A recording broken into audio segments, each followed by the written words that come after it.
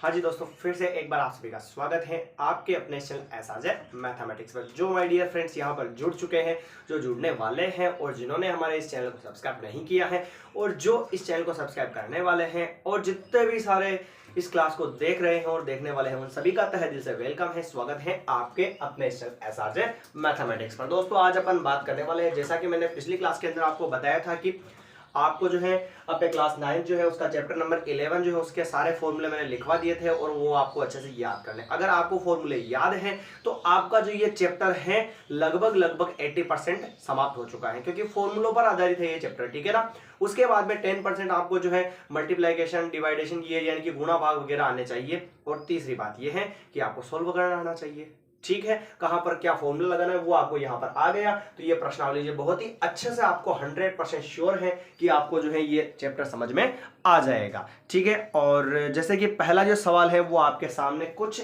इस प्रकार लिखा हुआ है। सवाल क्या कहता है, देखना ध्यान से। एक शंकु के आधार का जो व्यास है वो है 10.5 सेंटीमीटर, इसकी तिर्यक ऊंचाई जो है वो है 10 सेंटीमीटर, तो इसका वक्र पृष्ठीय क्षेत्रफल क्या होगा। सबसे पहली बात तो नाम किसका आया माय डियर फ्रेंड्स, यहां पर शंकु का नाम आया। शंकु की आकृति कैसी होती है, ऐसी होती, मैंने आपको बताया था, जिसका व्यास कितना दे रखा है 10.5 सेंटीमीटर दे रखा है।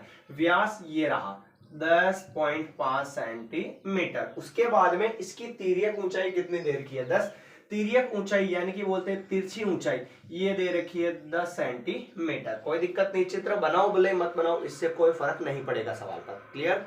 चलिए तो अब बात करते हैं अपन सवाल की। ये सवाल को आपको कैसे सोल्व करना है, बहुत ही इजी और आसान सवाल है, थोड़ा सा आपको यहां पर अपना ध्यान बनाए रखना है। तो देखिएगा, पहले तो जो दे रखा सवाल के अंदर वो मान यहां पर हम पुट कर देते हैं। कैसे देखना, शंकु के आधार का व्यास है 10.5 सेंटीमीटर, ठीक है ना।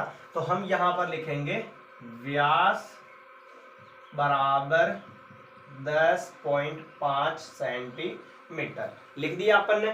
फिर क्या दे रखा है हमें, तिर्यक ऊंचाई दे रखी है 10 सेंटीमीटर। इसको थोड़ा सा और सोल्व भी कर लेना है। जैसे क्या कि त्रिज्या निकालनी है, तो त्रिज्या का फॉर्मूला क्या होता है, व्यास बटेवा 2 होता है।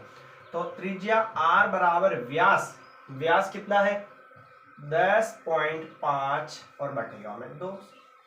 काटापासी फिलहाल आपको नहीं करनी है, जैसा समझा रहा हूं वैसा ही आपको लिखना है। बहुत ही इजी वे में यह सवाल खत्म हो जाएगा।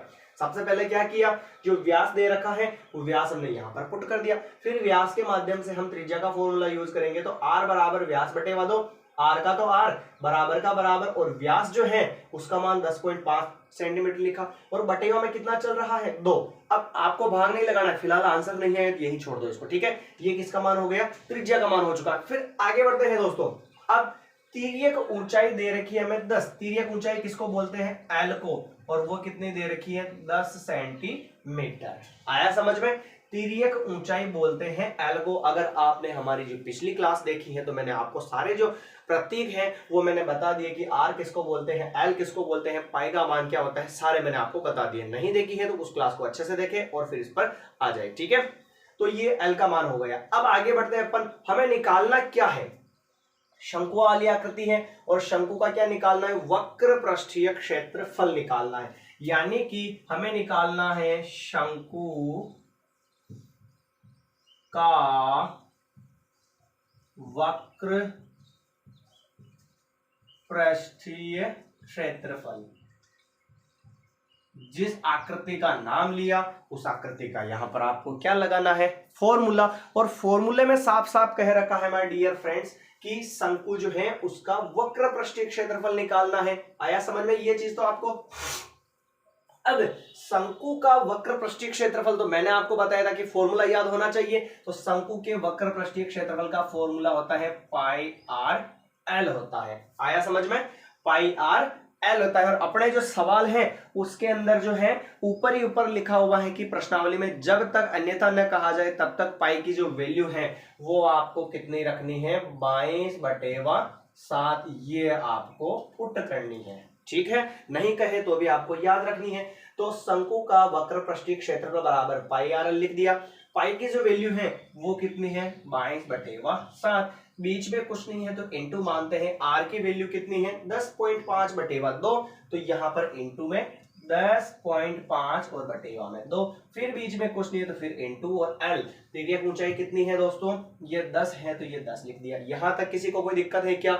नहीं है। चलिए थोड़ा सा अपन सवाल को आगे बढ़ाते हैं। कैसे देखना, अपन क्या करेंगे, यहां से हटाएंगे पॉइंट, तो बटे में अगर ऊपर से पॉइंट हटाते हो तो नीचे 10, 100, 1000 आ जाते हैं, और नीचे से पॉइंट हटाते हो तो ऊपर 0, 0 वाली संख्या आ जाती है। कैसे आती है वो यहां पर देखना आप, ठीक है ना। जैसे कि पॉइंट के बाद में कितनी संख्या है, एक संख्या है, तो यहां पर कितना आएगा, नीचे 10 आ जाएगा। आप इसके इंटू में भी लिख सकते हो, कोई बात नहीं। जैसे यहां पर मैं यही लिख दूं, 2 तो पहले ही था और ये इंटू क्या हो गया, 10 हो गया। पॉइंट हटाया तो पॉइंट के बाद में एक संख्या थी, इसलिए नीचे कितना आया, 10 आया। और अगर पॉइंट के बाद में 2 संख्या होती तो नीचे कितना आ जाता, 20 नहीं आता, 100, और 3 संख्या होती तो कितना आता, 1000। यानी 1 1 1 0 और क्या होता जाएगा, बढ़ता जाएगा। आया समझ में। ऊपर से पॉइंट हटाओगे तो नीचे 10 आएगा, और नीचे से पॉइंट हटाओगे तो ऊपर 10 आएगा। क्लियर। तो पॉइंट के बाद में एक संख्या थी तो नीचे कितना आ गया, 10 आ गया। अब बीच में माय डियर फ्रेंड्स अगर कहीं पर भी इंटू हो यानी गुणा का निशान हो तो आप क्या कर सकते हो, ऊपर वाली संख्या को जो है नीचे वाली संख्या से काट सकते हो। क्लियर। ऊपर वाली को नीचे वाले से काट सकते हो। तो देखना ऊपर वाला जो 10 है वो नीचे वाले 10 से क्या हो जाएगा, कट जाएगा। फिर देखना ये नीचे जो 2 है, इस 2 से इस 22 में भाग लगावे, 2 1 जे 2 और 2 1 जे 2। फिर नीचे वाले 7 का, अब ये कितना हो गया, 105 हो गया, इसमें भी भाग जा रहा तो लगा सकते हैं। कैसे देखना, 7 की टेबल बोली एक बार, 7 एकम 7, 7 1 जा 7, कितना है यहाँ पर 10, और 7 3 बच रहा है, 7 5 जा 35, ये बराबर 11 बच गया इधर तो, और इधर कितना बच गया, 15। गुणा करवा देते हैं, 15 1 15 के 5 और हासिल गए 15 और 1 16, 165। और माय डियर फ्रेंड्स ध्यान से समझना, एक बार वापस समझाऊंगा मैं, ठीक है ना। क्षेत्रफल जो निकालते हैं तब जो भी सेंटीमीटर या मीटर चल रहा है उसको लिख के उसकी घात कितनी लगानी, आपको यहां पर 2 लगानी है। जो भी चल रहा है उसकी घात कितनी लगेगी, 2 लगेगी। तो ये था सवाल अपना 11.1 का पहला। मैंने बहुत ही इजी वे में आपको समझाने का प्रयास किया है। अगर आपको समझ में आया हो और अच्छा लगा हो तो आप कमेंट जरूर करें और हमारे चैनल को सब्सक्राइब जरूर कर लेवे, ठीक है दोस्तों।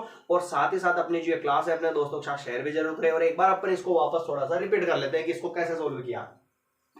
आधार का व्यास दे रखा है 10.5 सेंटीमीटर, फिर तिर्यक ऊंचाई दे रखी है अपने को। सबसे पहले तो अपन ने क्या किया, जो व्यास दे रखा है ना उसकी सहायता से, जो व्यास दे रखा है उसकी सहायता से r बराबर व्यास बटे 2 फॉर्मूला याद रखना है। व्यास का मान 10.5 रख दिया, बटे में 2 चल रहा है, ये हो गया r का मान। आगे भाग नहीं लगाना, यही छोड़ दो फिलहाल, ठीक है। फिर लंबाई, तिर्यक ऊंचाई दे रखी है अपने को l बराबर 10। शंकु का क्या निकालना है, वक्र पृष्ठीय, तो शंकु का वक्र पृष्ठीय क्षेत्रफल बराबर पाई r l। पाई का मान तो 22/7 होता है, आपको याद रखना है। बीच में कुछ नहीं है तो इंटू मान लिया, r का मान 10.5 और बटेगा में 2 था तो लिख दिया, और फिर इंटू में l का मान 10 लिख दिया, ठीक है। पॉइंट हटाया तो पॉइंट के बाद में एक संख्या है तो कितना आता है, 10 आता है। ऊपर से पॉइंट हटाओगे तो नीचे 10 आता है, नीचे वाले 10 से ऊपर वाला 10 कट गया। इधर देखना, फिर भाग तो लगाना आता ना आपको, 7 का भाग मैंने 105 में लगाया डायरेक्ट, तो कितनी बार गया, 15 बार, ठीक। और नीचे वाले 2 का भाग लगाया 22 में मैंने 11 बार, तो 11 इंटू 15 कितने हो गए, 165। और जो अपन निकालते हैं उसमें अगर क्षेत्रफल फाइंड करते हैं तो सेंटीमीटर या मीटर चल रहा होता है, क्षेत्रफल में उसकी घात कितनी आती है, 2 आती है। ये अपना था सवाल नंबर पहला।